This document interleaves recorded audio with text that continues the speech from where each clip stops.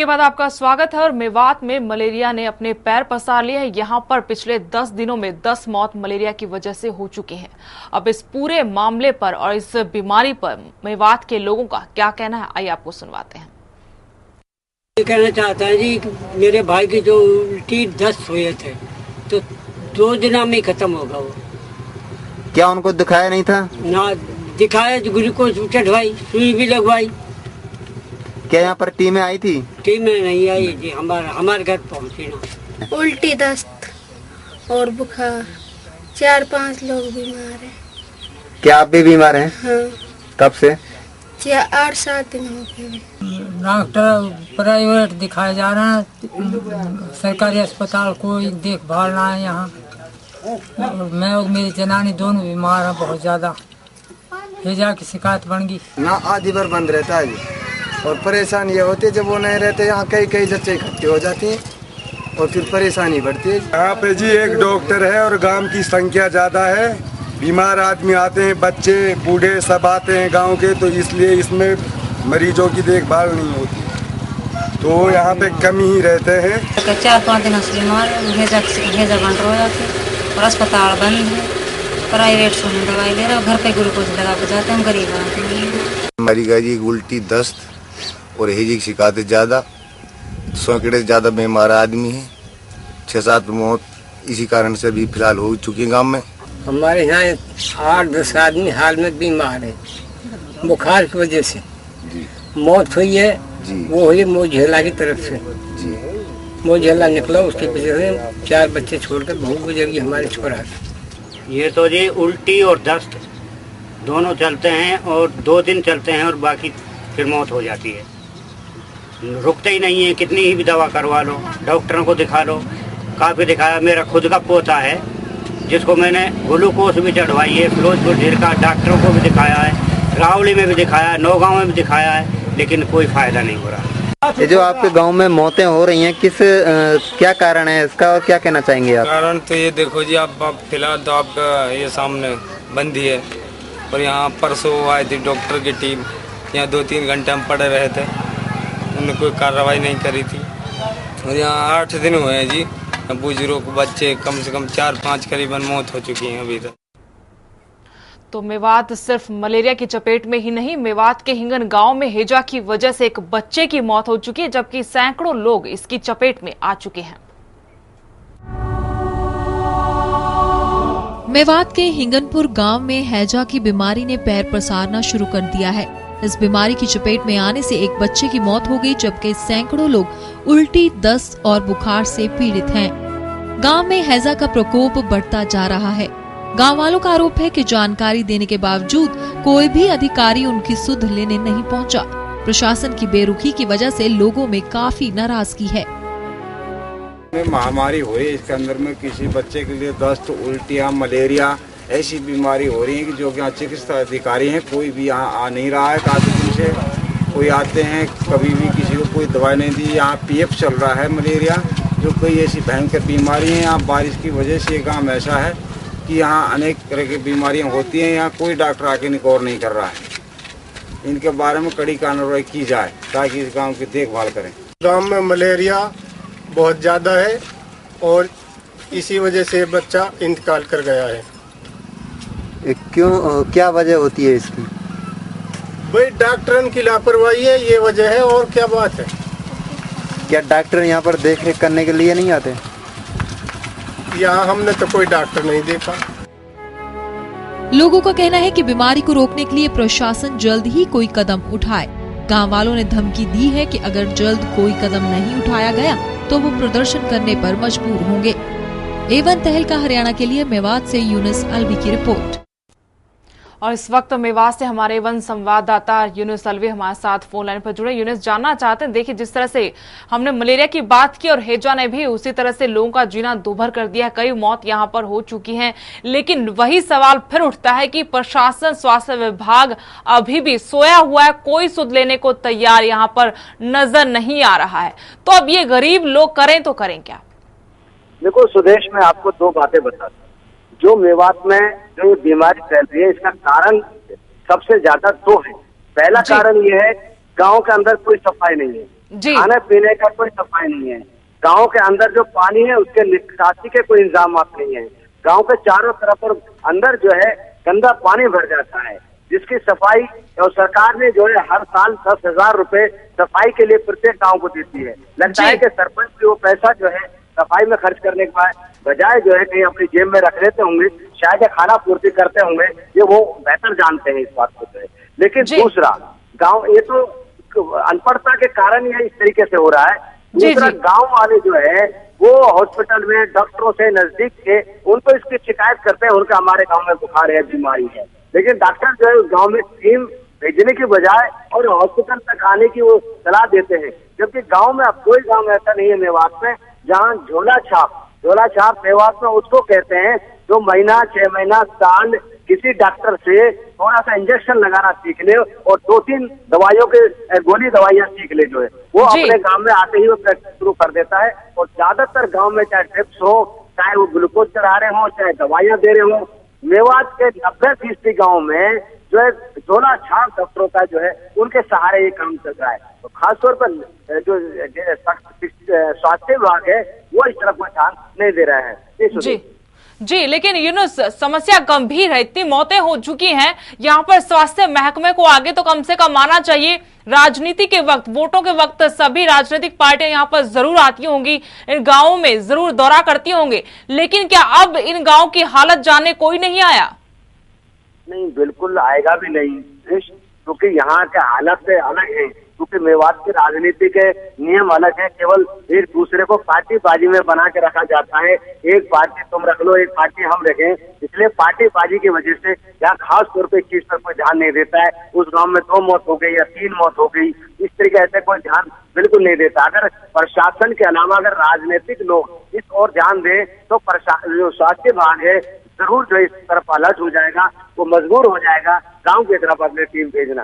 लेकिन हाँ, इतना जरूर है, जिस तरीके से हमारे मलेरिया अधिकारी से जिला अधिकारी उनसे बात हुई थी, उन्होंने जरूर बताया है कि इस बार हमने, जैसे पिछली बार मौत हुई थी उससे हमने सबक लेते हुए इस बार हमने 25 जो है अतिरिक्त जो है कर्मचारियों को 6 माह के अडॉप्ट पर रखा है, उनको डीसी रेट पे रखा है, जो नवंबर तक ये उनके साथ काम करेंगे। फिलहाल 25 कर्मचारियों को हमने गांव में तैनात कर दिया गया है और इसके अलावा उनके साथ एएनएम है, दूसरे जो स्वास्थ्य कर्मचारी पहले से काम कर रहे हैं उनको लगा दिया है।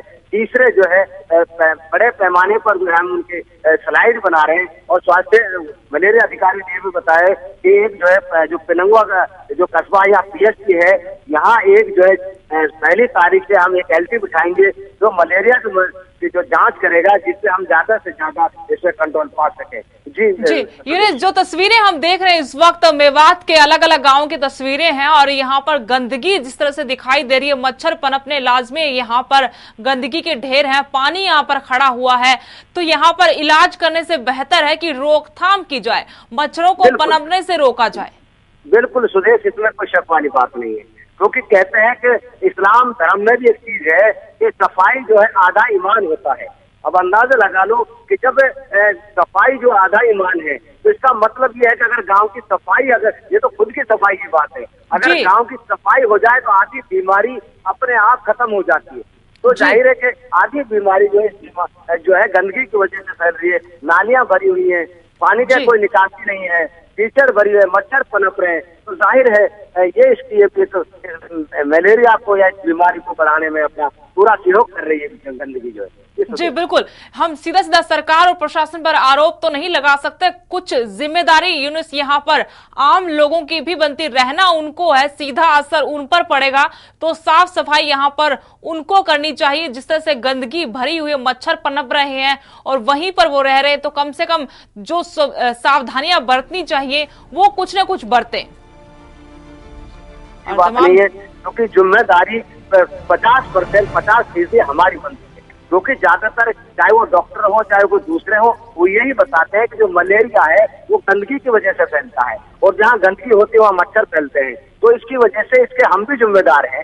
तो इसलिए गांव की सफाई, अपने आस पड़ोस की सफाई, अपने कूलरों की सफाई, अपने सारी सफाई के लिए अगर हम करते हैं और फिर बीमारी अगर फैलती है तो उसके लिए प्रशासन नहीं जिम्मेदार ठहराया जा सकता है। इतना जरूर है क्योंकि ये बीमारी हमारी अनपढ़ता के चलते, हमारी कमियों के चलते तो हम इसको अंजाम दे चुके हैं, इस बीमारी को पनपा चुके हैं। लेकिन अब प्रशासन की जिम्मेदारी आ जाती है कि हम ज्यादा से ज्यादा टीमें भेजें और इन लोगों का इलाज किया जाए। जी यूनुस, तमाम जानकारी के लिए बहुत बहुत शुक्रिया आपका। और इस वक्त हमारे साथ डॉक्टर एचएल गुप्ता और हमारे सहयोगी अंकित दुदानी हमारे साथ बने हुए हैं।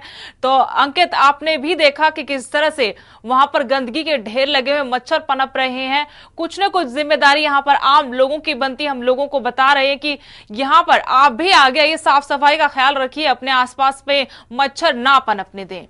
बिल्कुल सुदेश, जिस प्रकार से लोग अगर जागेंगे तो प्रशासन को भी अपने आप जागना पड़ेगा, क्योंकि जब लोग जागते हैं तो प्रशासन की भी जिम्मेवारी बन जाती है कि हाँ लोग सचेत हो गए हैं। तो लोग अगर जागते हैं और वो भी आसपास में अपने सफाई रखते हैं, तो जिस प्रकार से सफाई की व्यवस्था करते हैं, खुद के घर की भी सफाई करते हैं, अपने मोहल्ले की सफाई करते हैं, तो जिस प्रकार से सफाई होगी तो सफाई के बाद मच्छर नहीं पनपेंगे। और जिस प्रकार से ये हैजा की बीमारी है, मलेरिया की बीमारी है, तो इनसे छुटकारा पाया जा सकता है। एक स्वास्थ्य विभाग की तो जिम्मेवारी है ही, लेकिन आम लोगों की भी इसके लिए अंकित, आपको रोकना चाहिए। इस बीच भिवानी से रमेश, हमारे एक दर्शक हमारे साथ जुड़े। जी रमेश, क्या कहना चाहेंगे?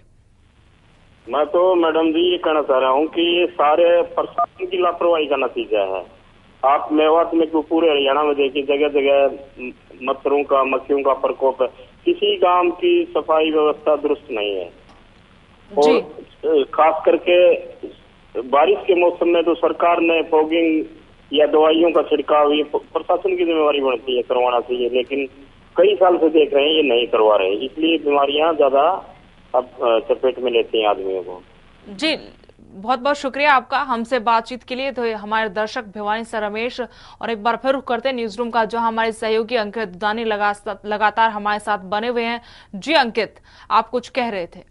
बिल्कुल सुदेश, मैं बताना चाह रहा था कि जिस प्रकार से स्वास्थ्य विभाग का एक लंबा चौड़ा बजट होता है और स्वास्थ्य विभाग का लंबा चौड़ा बजट होता है और मेवात के लिए खासकर बजट तैयार किया जाता है कि जैसे पीछे शिक्षा मंत्री गीता बुक्कल ने भी कहा कि एक स्वास्थ्य विभाग का भी और शिक्षा विभाग का भी हर एक चीज का मेवात के लिए एक स्पेशल बजट होता है। तो वो स्पेशल बजट कहाँ जा रहा है? वहाँ डॉक्टरों की कमी है, ये बात माननी पड़ेगी कि डॉक्टरों की कमी है, और डॉक्टरों की कमी के कारण भी ये बीमारियां फैल रही हैं। और जिस प्रकार से हम देखते हैं कि हर साल ये बीमारियां फैलती हैं, हैजे की बीमारी है, मलेरिया की बीमारी है, तो हर साल जब फैलती है तो उसके लिए पहले से ही रोकथाम की जानी चाहिए। और जो राजनेता हैं वो राजनेता भी अब खुलकर के सामने नहीं आ रहे हैं। वोट लेने के टाइम तो वो जब जाते हैं जनता के बीच में जाते हैं, लेकिन जिस प्रकार से बीमारी सामने आ रही है और उनको पता है कि 2011 में भी यही हाल हुआ था, 2012 में भी यही हाल हुआ था, और अब 2013 में भी 10 दिन में 10 मौतें मलेरिया के कारण हो चुकी है। एक बच्चा हैजे के कारण अपनी मौत की भेंट चढ़ गया है। तो उसके कारण अब उनको भी सामने आना चाहिए, और उनको भी, वहां भी आफ्ताब अहमद हैं जो कि कांग्रेस के ही विधायक हैं, उनको भी सरकार में मुख्यमंत्री से बात करनी चाहिए, स्वास्थ्य मंत्री से बात करनी चाहिए कि उसके लिए रोकथाम के लिए क्या कदम उठाए जाएं। जी बिल्कुल। और डॉक्टर एचएल गुप्ता भी हमारे साथ इस तमाम चर्चा में बने। डॉक्टर एचएल गुप्ता जी, आपसे जानना चाहते हैं, दुनिया जो है, चिकित्सा जो जगत है वो बहुत आगे निकल चुका है इस वक्त, लेकिन इंडिया में लगता है अभी बाकी बहुत कुछ करना बाकी है। मलेरिया से ही जूझ रहे हैं आज भी हम, और इतनी बड़ी कोई बीमारी नहीं है, इसको हवा बना दिया गया है क्योंकि ठीक वक्त पर सही तरीके से निपटा नहीं गया इससे। इसके लिए हम दोनों, मतलब पब्लिक भी जिम्मेदार है और हेल्थ डिपार्टमेंट भी, मेडिकल डॉक्टर्स भी, सब इसके लिए रिस्पॉन्सिबल हैं, क्योंकि कोई भी इसको सीरियसली नहीं लेता। वो देखता है कि थोड़ी देर के लिए बीमारी आती है बरसात में, उसके बाद फिर चली जाती है तो भूल जाते हैं। जबकि बरसात आने से पहले ही इसकी तैयारी हो जानी चाहिए। पानी का मतलब बचाव के लिए पानी जहाँ जहाँ इकट्ठा होता है वहाँ उसको भर दिया जाए, मच्छरों को पनपने ना दिया जाए। और इसके अलावा जो हैजा की बीमारी है जिसको गैस्ट्रोएंटेराइटिस कहते हैं, इसके लिए पानी जो है उसमें पानी की सप्लाई में क्लोरीन डालनी चाहिए। और पानी को जब भी कहीं भी कोई प्रकोप हो जाता है, पानी को उबाल के पिएं, ठंडा करके पिएं, ताकि वो एक दूसरे में ना फैले। और उसके बाद जो अपनी पर्सनल हाइजीन है, जो पखाना के बाद जो हाथ वगैरह धोने वो ज़रूरी हैं, ताकि किसी को एक दूसरे से ना फैले। ये सब तक पब्लिक इसमें पूरी तरह पार्टिसिपेट नहीं करेगी और हेल्थ डिपार्टमेंट को गाइड नहीं करेगा, इनसे बचना, इनसे उबरना हर साल ये होता रहेगा। और ये हम हर बार इसी को तो इसी तरह को कवर करते रहेंगे। लेकिन इसलिए सबसे पहले एजुकेशन, हेल्थ एजुकेशन जो है वो बहुत ज़रूरी है। जी डॉक्टर साहब, यहाँ पर एक बड़ी अहम बात हमारे